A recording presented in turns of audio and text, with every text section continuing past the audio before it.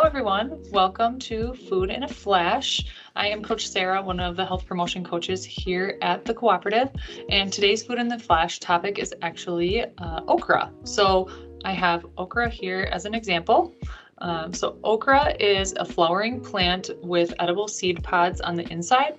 So technically it is a fruit. Often it's used in cooking like a vegetable.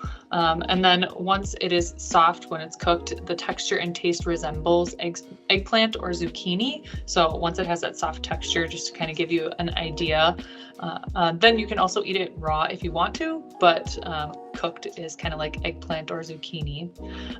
And so some of the nutrition facts about it. So if you have 1 cup of it, it's about 33 calories, little to no fat at all. It actually has about 12% of your daily value in fiber, so about 3.2 grams of fiber in that 1 cup of it. And then it also has about 2 grams of protein. So a lot of times we don't think vegetables have protein, but they do. So this is just one example of that. They also contain other vitamins and minerals, so things that help our red blood cell formation and clotting. So about 26% of our daily value in vitamin K. Also helping with muscle and brain cell regeneration. So folate, about 15% of your daily value of folate, and then 6% of our daily value of potassium. Also helps lower blood pressure with magnesium, so about 14% of our daily value in magnesium.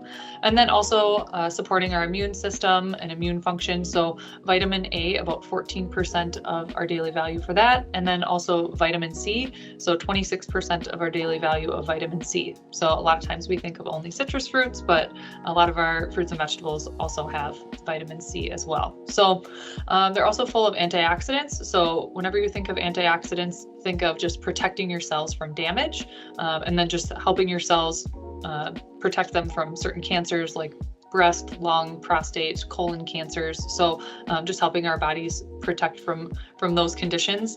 Also helping us stay away from diabetes, stroke, lowering our risk for heart disease. So other beneficial ways that antioxidants help us. One special consideration would be that if you are on metformin, it could interfere with that. So just one of the type 2 diabetes drugs out there. So asking your physician if it's okay to start incorporating something like this into your diet. But that would just be one special consideration. So how do we add them in?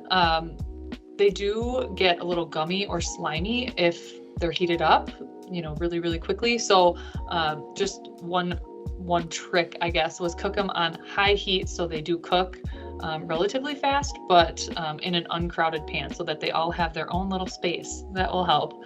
And then a lot of recipes also call for an acid, so things like lemon or lemon juice or tomatoes or tomato sauce can also offset some of that gumminess. So a lot of recipes, when I looked them up, that was one thing that it called for to help with that.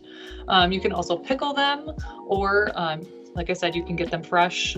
You could have them from a frozen or a steamable bag. Those are also an option.